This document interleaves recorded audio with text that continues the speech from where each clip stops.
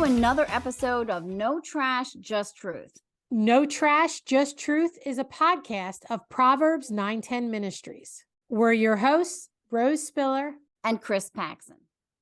Welcome back.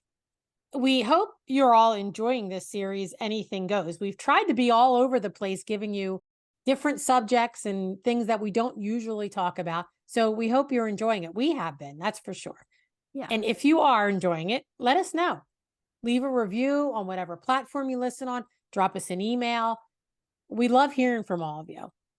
So today we're asking the question that we hear often. We've been hearing it a lot lately. Are we headed towards a new world order? Well, it sure does seem as if the world is globalized in almost every way we can imagine, more than it's ever been. But does that mean that a new world order is coming soon? What would it take for a global government to be put in place with a global military? How close are we to having common currency? Is the idea of having a cashless economy the way this is going to happen? And what about religion? Could it really be at some point in history that every major religion, except for Christianity, will worship the same God, little g God? Or in essence, will they worship the Antichrist, who is going to set himself up as a God? If so, how close is all this to becoming a reality? And those are all good questions. And we're going to look at those three categories: currency, governance, and religion, and see just how close we may or may not be. But the first question we should ask is, does the Bible tell of a time when the entire world will be under a new world order? And the answer to that question, again, is it does seem to tell of a time before Jesus's return that the world will be globalized and under the control of an unholy trinity comprised of Satan, the Antichrist, and the false prophet. In 2 Thessalonians, Paul tells us that the day of the Lord will not come, and here's the scripture, unless the rebellion comes first and the man of lawlessness is revealed, the son of destruction, who opposes and exalts himself against every so-called God or object of worship, so that he takes his seat in the temple of God, proclaiming himself to be God. And that's 2 Thessalonians verses 3 and 4. We see this unholy trinity again in Revelation 13, where Satan is standing on the shore of the sea, watching as two beasts emerge, one out of the sea and one rising from the earth. And these are the Antichrist and the false prophet. For a time, these two beasts are given authority to control the political, economic, and religious powers throughout the whole world as they wage war against the saints, meaning believers. In order to buy or sell during this time, you must take the mark of the beast. In other words, your allegiance will be to Satan, but it won't necessarily be as if Satan himself is standing there with people swearing their allegiance to him. If you've read our book, The Final Exodus, Deciphering the Book of Revelation, you know that throughout history, God has given us already not yet fulfillments of Scripture. What was happening in the early church gave us some glimpses of how Revelation 13 could play out on a larger scale. And Chris, I'll quote from our book. Taking the mark of the beast for people in the 7 churches would have been doing things like confessing Caesar as Lord or joining the trade guilds that required them to sin. Even though refusing these things could result in extreme hardship or even death, doing them was sinful. Having what seems like, from a human perspective, good reasons or valid reasons for sin never changes the fact that it's sin. And just to explain about the trade guilds, they held feasts where they worshiped false gods and had orgies, and there was other sin going on. So believers couldn't participate in that, and therefore they couldn't be part of these trade guilds. And if you can't be part of a trade guild, you can't earn money. No money means no food for your family. And there are more instances that are very similar or the same throughout history. So when we think of this idea of a new world order, we could see some of these same type of things play out. And we're going to talk a little bit about how some of that has kind of been happening in some ways recently. But since we're on the topic of currency, let's start with currency. How close are we to having a worldwide currency? Is it even a possibility? Well, it definitely wouldn't come without challenges. Currency is the physical money in an economy, coins and paper notes that are in circulation. So having a world currency implies that each nation would abandon their own currency and start using a single universal currency. Now, for a while, the world did have a common currency in a way, and that was the gold standard. The majority of the leading currencies were tied to gold, and each was directly convertible on demand into a specific weight of gold. The United States used to do that, but that ended in 1914. Right. A one world currency idea is not new. British economist John Maynard Keynes proposed it in the 1940s to help simplify international trade and to stabilize global finance. In December of 1971, G10, which is the group of 10, and that's 10 countries, met in Washington to set up a new international currency system known as the Smithsonian Agreement. And it was called the most important monetary agreement in history. It took about a year for it to break down. Proponents for a one world currency say it would eliminate the complex exchange rates and be good for international trade. And that's probably true in many ways because as of now, international businesses don't know from day to day what the exchange rates for any given currency are going to be. But to have a one world system, control of monetary policy would have to be handed over to a global central bank. Every country would be interdependent on the others. No country seems like that's ready to happen yet, although there are many proponents out there calling for it. So what would happen would be there would be a cashless society. So, Chris, like I said, there's proponents out there pushing for it. Are we close to that happening worldwide?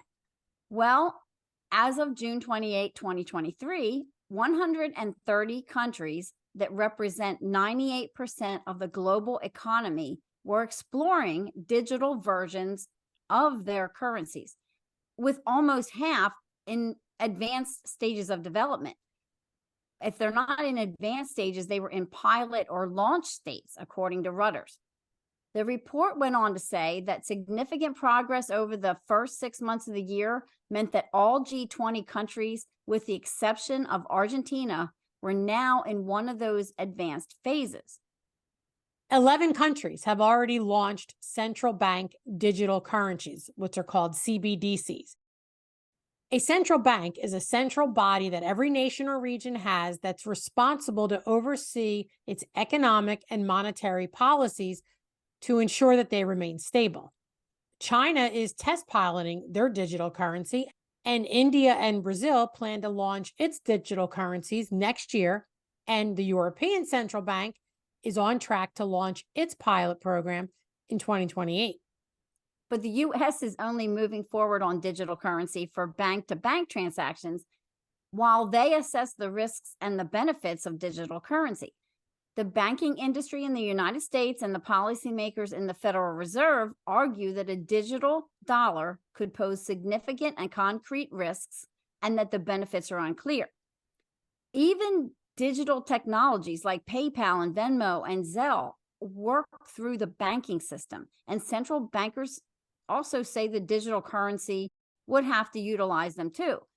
But we also have these private companies, even though they're unregulated, that are coming up with their own digital currencies.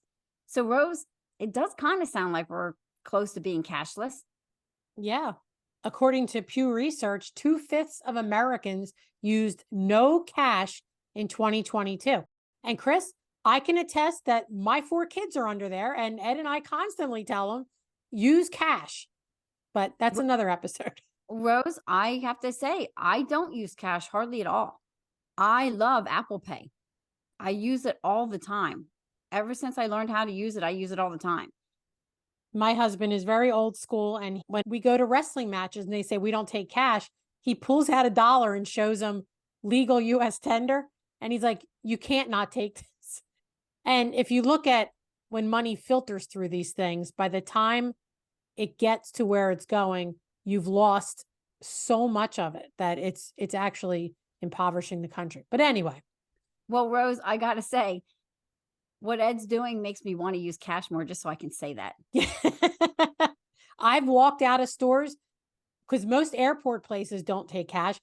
And if they don't, I just say, never mind. I don't need it that bad. And anyway, maybe we're just showing our age, but we are cash people. 11% of US adults have completely stopped using cash.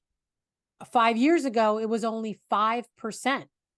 Cash represented 20.5% of global point of sale transactions in 2020, and that was down from 32% the year before that. If society goes cashless, it would be tantamount to there being a one world currency. So maybe in that way, we are close to a one world currency. Who knows? We just don't know. But it does kind of seem like we're headed there in that way. Yeah, it does. So the next question, where do we stand on the cusp of 2024 in the possibility of a one world government? Are the people of the world ready to have one government body have complete rule over all the people? Are you asking me personally? No, I'm not. Not unless you and I could rule, and then I'm sure you would say yes. There's a few others on my short list that would be on there. Yeah, me too. The present US government would not be. No. But anyway, on July 1988, a treaty creating a permanent international criminal court, they call it the ICC, to investigate, try, and punish individuals who violate certain international human rights norms, was adopted at a United Nations sponsored conference in Rome. The treaty was adopted over the objections of the US delegation because the treaty is an unchecked invitation to abuse US citizens, even detain or imprison them, and it could be used as a political tool against the United States. But that court is in place today. Yeah, it got put in place during the Clinton era, despite the US not going for it. In the first 2 months of this year, 2023, a survey was conducted on global governance. It was completed by 4,800 people from 12 countries, the G7 countries, that's US, Canada, UK, France, Germany, Italy, and Japan, and the BRICS, which is Brazil, Russia, India, China, and South Africa. Those countries account for 51% of the world's population and 70% of its economic output. Here's some of the findings from that survey. There was, and I'm quoting the survey, surprisingly broad agreement about responses to aggression, war crimes, and international law and justice. Pandemic response is seen as a bright spot, and there's a wide support for measures to prevent another while providing for universal health care. It went on to say this. The citizens of the 12 countries displayed a marked preference for multilateral action on security, climate, global health, and human rights issues. The survey also shows the spread of a sense of global citizenship. And Chris, as you're reading that, my first thought is that sounds vague enough to sound like it might be a good idea, but in practicality, it's probably just a means to control people and push the liberal agenda. If people are beginning to think globally about citizenship, maybe they're thinking globally about governance as well. But the conclusion of the report states that the people of the countries surveyed are well ahead of their leaders in willingness to accept innovation in global governance. So until the leaders are ready, it's not going to happen. And that's a good thing. Yeah. Thank God for that. Since 2013, a neutral nonprofit organization has held world government summits. That's what they call them. And they do everything. They study everything from world climate initiatives to technology and even world happiness, believe it or not. What's their stated purpose? To shape the future of governments, to create a better future for humanity, and to collaborate on an international playing field to inspire the next generation of governments. They're looking for new governments. Inspire or indoctrinate? I'm sure it's indoctrination. You know, These are big summits with lots of people involved. And it shows that some people are trying to work hard towards all governments thinking the same.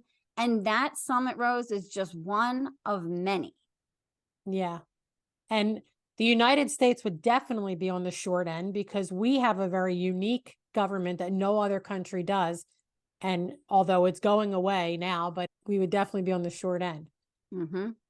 In May of 2023, the World Health Assembly, the WHO, convened in Geneva for its annual meeting to consider how to improve pandemic preparedness and response. The most contentious topic? The latest draft of the International Health Regulations, the IHR, which is a set of legally binding rules defining the rights and responsibilities of countries in health emergencies. Do nation states really want one overarching body telling them what to do when the next pandemic comes down the pike? And Chris, like I said, is that a vehicle for corruption? It sure is. But Rose, I was a little bit encouraged at this because it doesn't sound like the nations are ready for some overarching international body to tell them what to do during the next pandemic. Several UN member states, as well as private corporations that were involved in this meeting and civil society representatives that were involved in this meeting, were very much at odds with this international health regulation. And they really want sovereign exemptions from global rules in this area. And I'm all for that. Absolutely. But what about other global topics? The UN and other organizations are trying to impose global climate change initiatives. Who can forget that bratty little 16-year-old dressing down at one of these World Health Organization conferences?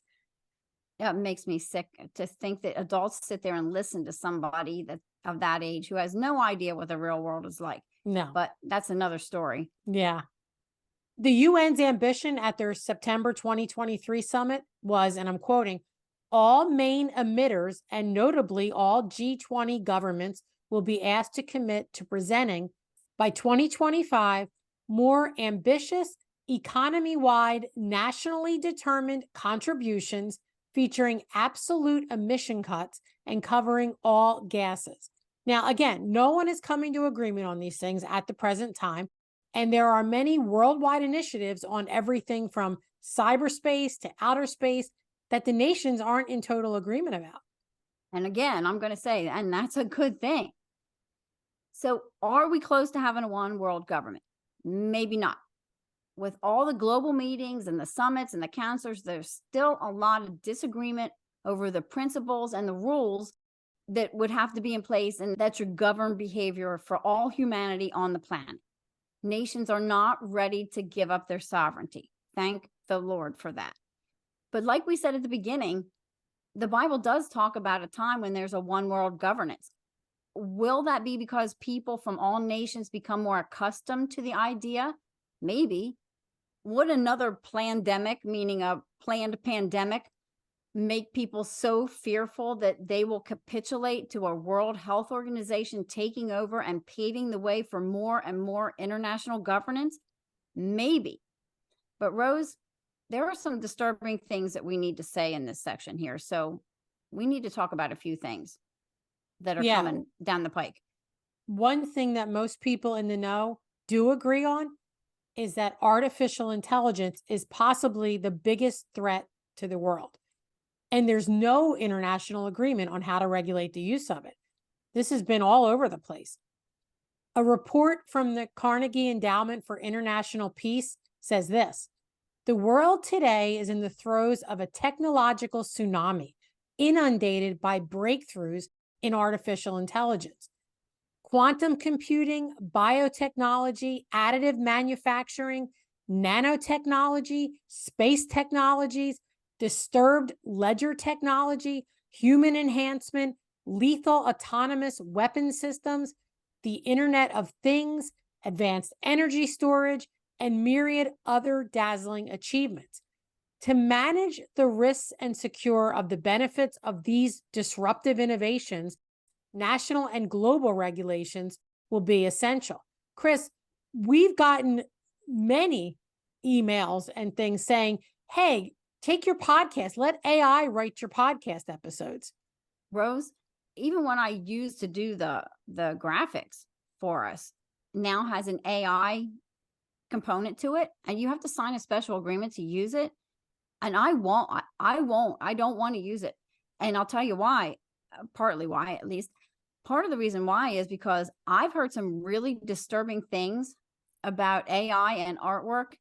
This sounds crazy, but I've heard instances where it almost seems like demonic forces can take over at some point, even though it should be like an in the cloud, not led by human thing at all. There's just some evidence, and I went a little bit digging, and then I got to a certain point and I wouldn't go any further, but it sure did seem like what they're saying is true.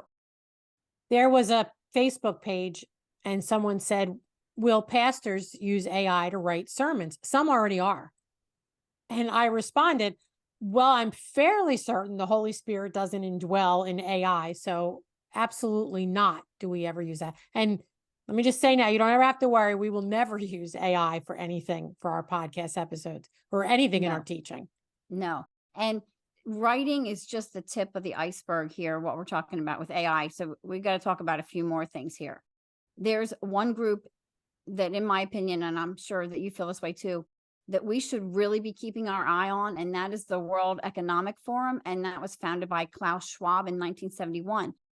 Have you ever heard of the Great Reset? Well, it's not just a conspiracy theory.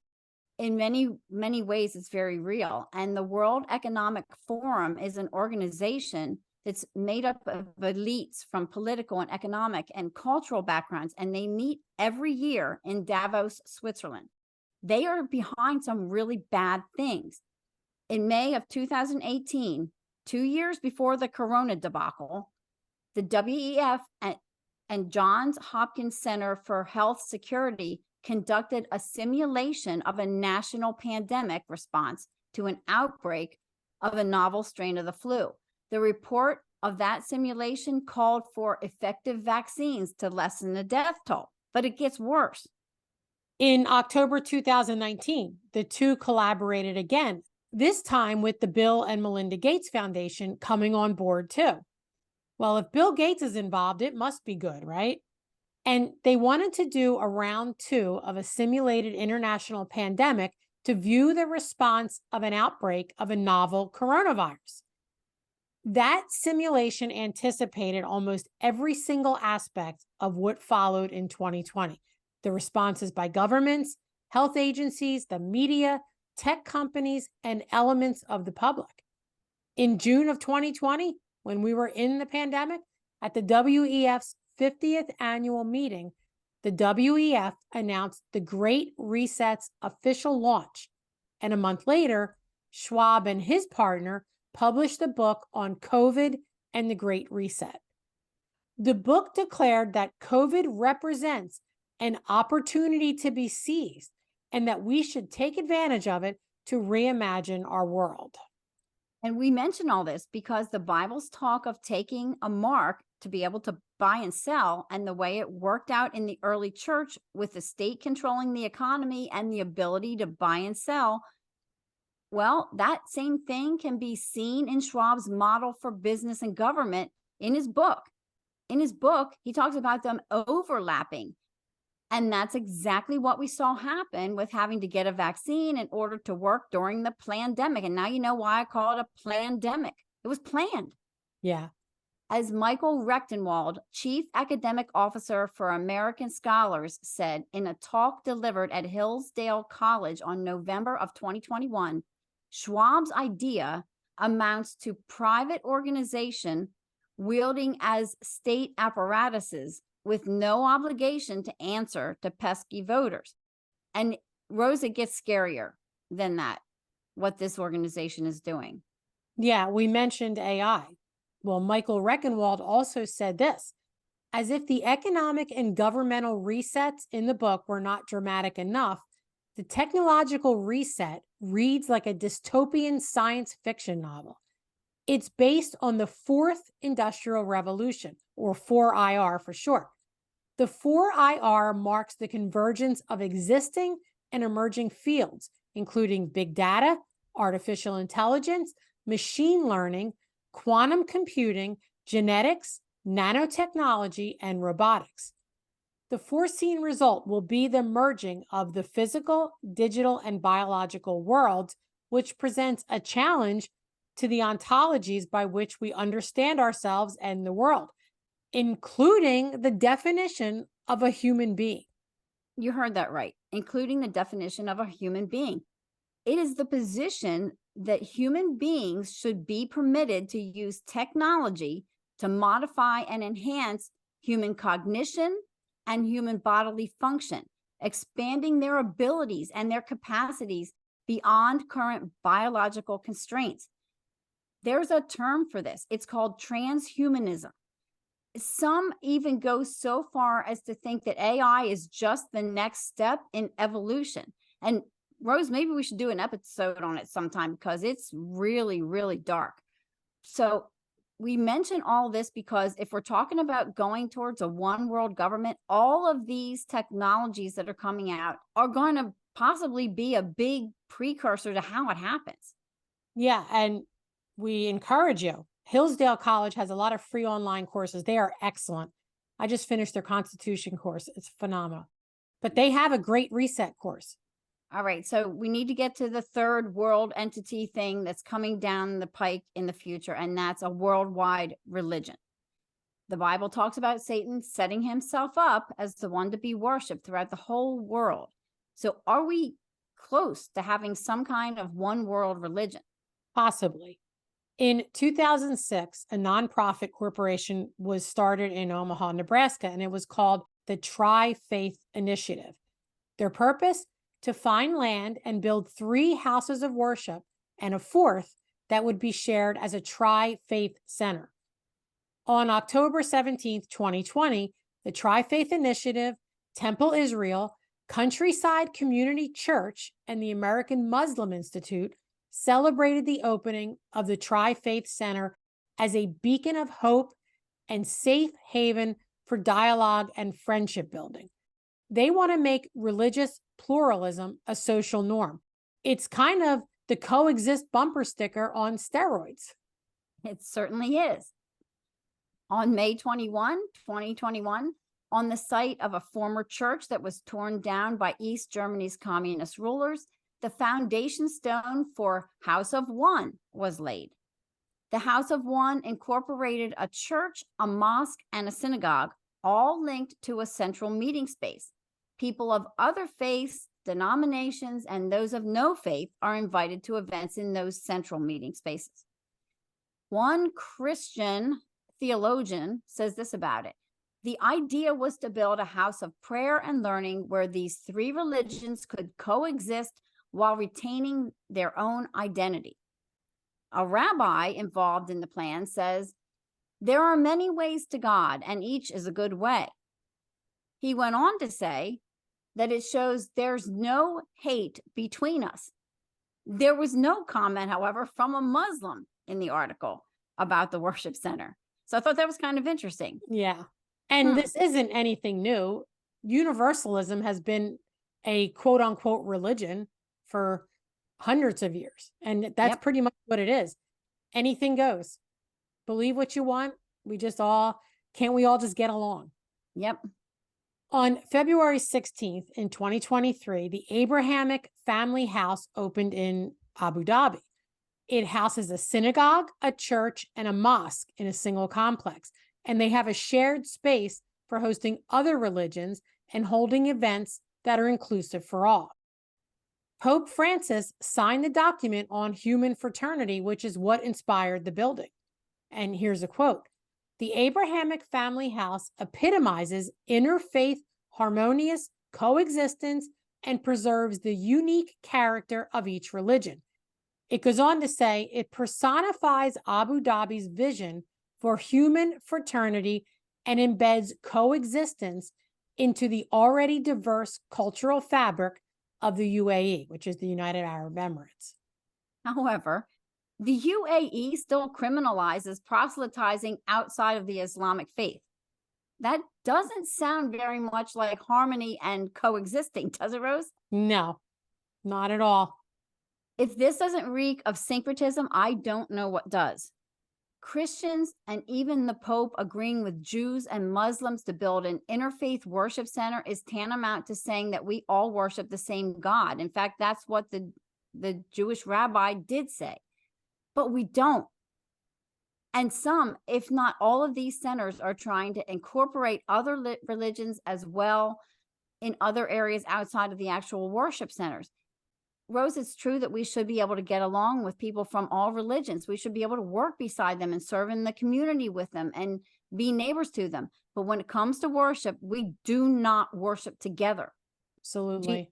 Jesus says, I am the way and the truth and the life. No one comes to the Father except through me. We should not be in interfaith worship centers, and we should not be in interfaith worship services. And I hope every Christian out there who's listening, when they hear someone saying there are many ways to God, that's a deal breaker immediately. Immediately. You should not have anything to do with them, like you said, Chris, in a worship aspect. And there's more than just these 3 centers throughout the world. And more than likely, they're going to keep cropping up. So are they a precursor to a one world religion with the Antichrist reigning over it? Well, it could be. There's only 2 groups of people, sheep and goats. People from every other religion other than Christianity, and you have to be a true Christian, is a goat. And when the day of the Lord comes, Jesus is going to make the distinction. If you read the passage in Matthew, some people are going to be surprised that they're goats. Absolutely. But those who are truly Christian are not going to worship anyone but the one true living God. They will stand firm to the end. They will not take the mark of a beast. They will not join a one world religion. No. And it could be at the detriment of our lives, but we won't do it. And it could be to the detriment of our families' lives.